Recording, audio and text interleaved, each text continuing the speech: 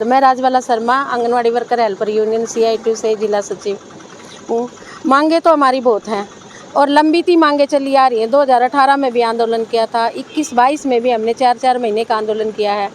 पर बीजेपी सरकार ऐसी है, कहने को तो कह रही है कि बेटी बचाओ बेटी को पढ़ाओ, पर ये जो बेटियां हैं, आंगनवाड़ी हैं, स्कीम वर्कर हैं, काम कर रही हैं, ये क्या किसी की बेटियां नहीं हैं?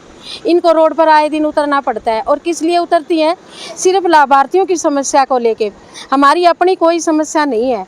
जिन लाभार्थियों के लिए हमें लगाया गया है, उन्हीं के लिए हम सरकार से आर पार की लड़ाई लड़ती रहती है। पर सरकार कहने को तो सबका साथ सबका विकास कहती है, पर ना सबका साथ कर रही है और ना सबका विकास कर रही है। अपने भत्ते तो ये 1 मिनट में बढ़ा लेते हैं। क्या आंगनवाड़ी वर्कर का, हेल्पर का कोई परिवार नहीं है? विडो हैं, गरीब तबके से लगी हुई महिलाएं हैं, उनको क्या नहीं चाहिए? सुप्रीम कोर्ट के आदेश के अनुसार भी न्यूनतम वेतन 26,000 होना चाहिए और आजकल हमें क्या मिलता है? सिर्फ 10 से 14-15 हज़ार रुपये, वो भी हमें किस्तों में दिए जाते हैं। 2-2, 4-4 महीने तक हमारा वेतन नहीं आता। और जो लाभार्थियों के लिए सरकार ने स्कीमें चला रखी हैं, जिसमें लाभार्थियों को प्रतिदिन HCM और THR दिया जाता है, वो भी बिल्कुल निम्न स्तर का होता है। आजकल बाजरा सरकार मोटे अनाज के लिए बड़ा मोटिवेट कर रही है जनता को, पर इन दिनों में बाजरा कौन खाता है? पहले हमारे जो बड़े बुजुर्ग थे, वो भी सर्दी के 2-3 महीनों में बाजरा खाते थे। और हमारे पास आंगनवाड़ियों में आज भी जून तक का बाजरा पड़ा है और बिल्कुल कच्चा बाजरा है, सोयाबीन है उसके अंदर, और गेहूं और चावल ही दिया जाता है। जो मेनू के अनुसार राशन है वो नहीं दिया जाता। आंगनवाड़ी सेंटरों में मेनू के अनुसार बड़े बड़े फ्लैक्सी वो लगवा रखे हैं बोर्ड, उन पे मेनू लिखा हुआ है। लाभार्थी आए दिन हमसे लड़ाई करते हैं कि इसमें तो परांठे, गुलगुले, पूरी सभी कुछ लिखा हुआ, आप हमें नहीं देते। हमें मजबूरी बस राशन की वो एक्सपायरी से बचाने के लिए प्रतिदिन उनको दलिया ही या पंजीरी को ही ख़त्म करना पड़ता है। और इतना पहले ही राशन हमारे पास पड़ा 600 किलो गेहूँ ना रखने की सुविधा है और ऊपर से फिर सरकार डाल रही है।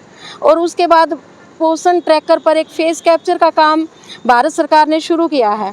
100 ग्राम राशन देना पड़ता है प्रतिदिन लाभार्थी को, और उसका फेस कैप्चर करने के लिए 2-2, 3-3 घंटे हमें लग जाते हैं लाभार्थी को।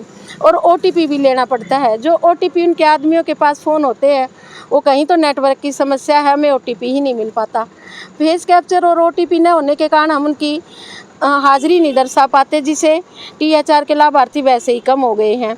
और उस काम को करने के लिए जो हमें फ़ोन दिए गए हैं वो बिल्कुल निम्न स्तर के हैं, 3G रैम के हैं।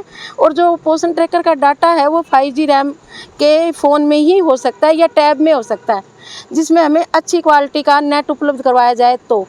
और आंगनवाड़ी बिल्कुल स्लम एरिया में नेट की भी समस्या है, फ़ोन का न चलना है, और इतनी हर विभाग के काम आंगनवाड़ी वर्कर को दिए गए हैं।